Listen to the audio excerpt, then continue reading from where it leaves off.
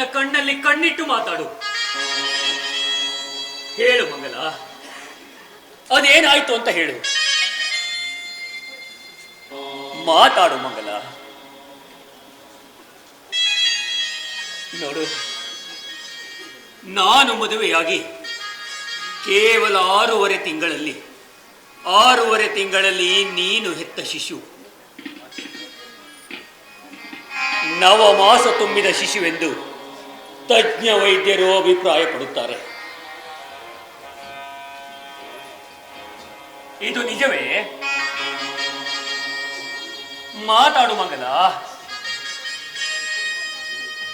ಯಾಕೆ ಮೌನವಾಗಿದ್ದೀಯ? ಹೌದು ಮಂಗಲ,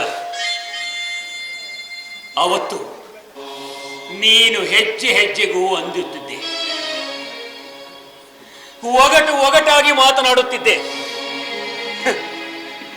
ನನಗಾಗ ಅರ್ಥವಾಗುತ್ತಿರಲಿಲ್ಲ. ಆದ್ರೆ ಈಗ ಅರ್ಥವಾಗುತ್ತಿದೆ.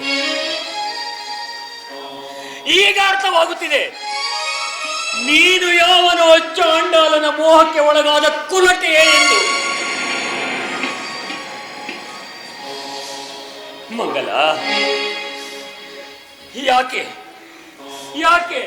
ಮದುವೆಗೆ ಮುನ್ನ ಈ ವಿಚಾರವನ್ನು ಯಾಕೆ ನನಗೆ ಹೇಳಲಿಲ್ಲ? ಮಾತಾಡು ಮಂಗಲ. ಇಲ್ಲ,